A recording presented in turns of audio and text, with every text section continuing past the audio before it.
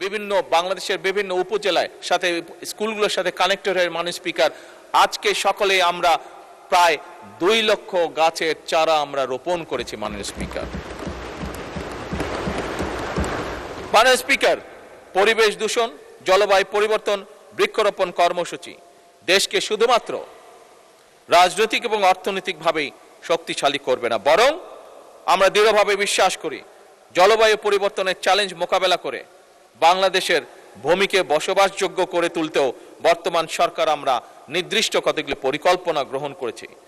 মাননীয় স্পিকার, আগামী 5 বছর স্বেচ্ছাশ্রম এবং সরকারি উদ্যোগে আমরা সারা দেশে 25 কোটি বৃক্ষরোপণ বা সবুজ কর্মসংস্থান সৃষ্টির কাজ আমরা হাতে নিয়েছি।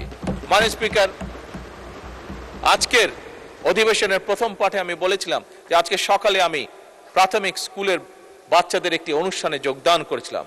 সেই অনুষ্ঠানেও সেইখানে আমি নিজে এবং অনলাইনে কানেক্টেড হয়ে বিভিন্ন বাংলাদেশের বিভিন্ন উপজেলায় সাথে স্কুলগুলোর সাথে কানেক্টেড হয়ে মাননীয় স্পিকার আজকে সকলে আমরা প্রায় 2 লক্ষ গাছের চারা আমরা রোপণ করেছি মাননীয় স্পিকার।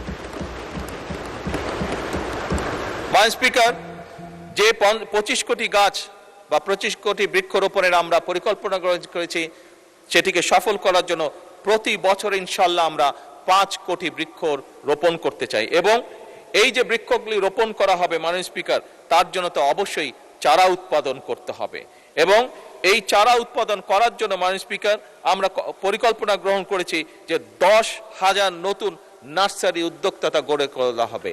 যেই 10,000 নার্সারি মাননীয় স্পিকার গড়ে তোলা হবে সেই 10,000 নার্সারিতে আমরা আশা করছি যে ইনশাআল্লাহ 2.5 লক্ষ মানুষের কর্মসংস্থানের ব্যবস্থা হবে এই 10,000 নার্সারিতে।